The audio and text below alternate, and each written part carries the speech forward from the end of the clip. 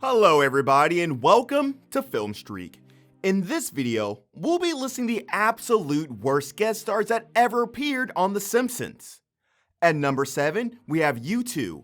U2 appeared in The Simpsons' 200th episode Trash of the Titans and was one of the first obnoxiously gratuitous guest roles.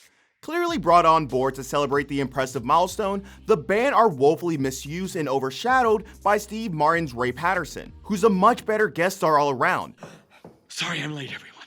Somebody tampered with my brakes. Well, then you should have been early.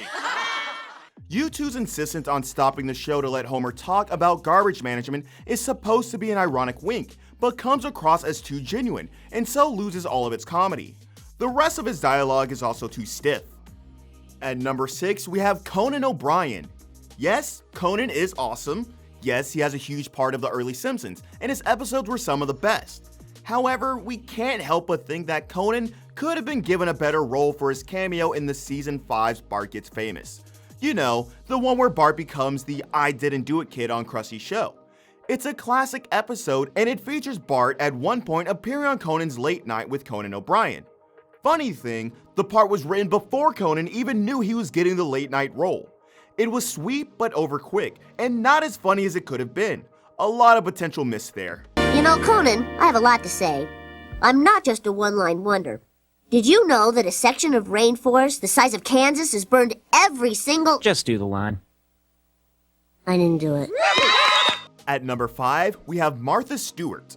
Martha Stewart may be the next worst guest star in The Simpsons history, but she's only the second worst star in her episode, which should give you some indication of how bad season 22's The Fight Before Christmas is. The episode features one segment led by Martha Stewart helping Marge plan creative and cost-effective Christmas decorations. You boys want to play soldier? I can't think of a better way to spend Jesus' birthday. Post-financial fraud, Stewart has taken in various TV and movie cameos as herself, trying to scrub her once good name clean again. On the back of this performance though, it's unclear why she keeps getting booked.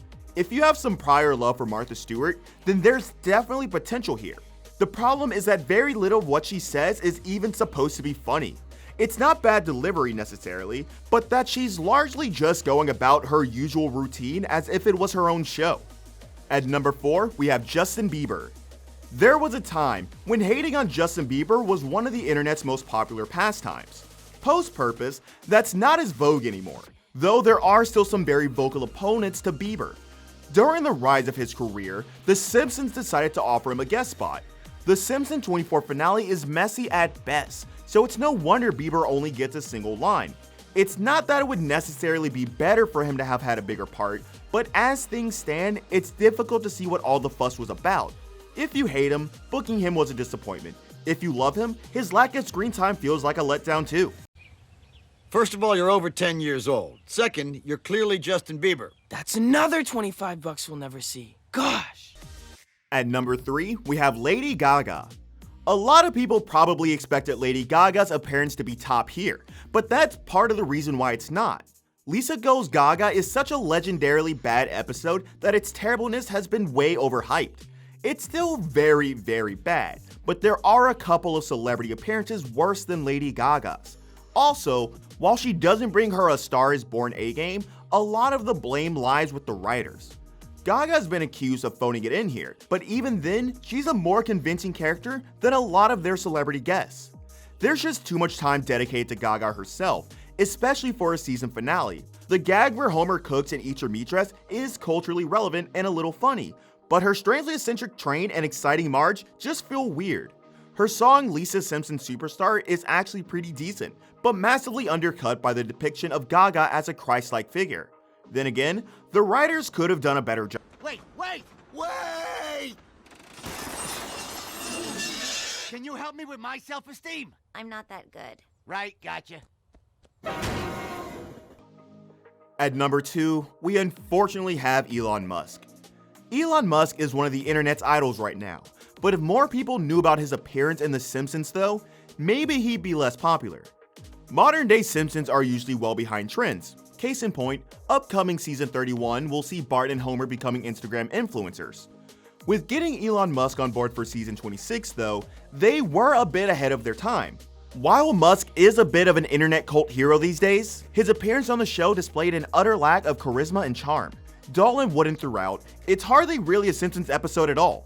It's more of the writers fanboying out over Musk and deciding to dedicate a whole episode to him. Elon is the star of the show, but doesn't have anywhere near enough comedy presence to carry it, and The Simpsons get supporting roles. A big waste of time. I personally think that they could have executed it better, but I guess something happened. Say something else, please, now. Don't taste me, bro. Chocolate rain! Tase, bro, chocolate rain. Use electroplating to remove metal ions from rainwater, making it suitable for drink. At number 1, we have Katy Perry. The only reason Katy Perry's guest appearance on the show isn't widely remembered as the show's worst ever is because so many people have either forgotten it or swept it under the rug. In a shameless act of self-promotion, the episode bit drags on with virtually no gags at all and just leaves us looking at Katy Perry and weird puppet versions of the cast. This is apparently supposed to pass for comedy. Yes, it's a reference to Perry's Sesame Street bit being cut for her, and the tight latex dress references both that and fits her then trademark fashion choices. But it's one joke, not done very well, dragged out, and months after, the likes of Saturday Night Live did it much better. No one found it to be funny, and it was more of an awkward thing, which was purely cringe in a lot of people's opinion. I personally forgot about this episode because it just never stood out from the rest. Anyway guys, that's gonna be it for today's video. If you enjoyed, please like this video, comment something nice, and subscribe to our channel for more content like this. I'll see you in the next video. Bye!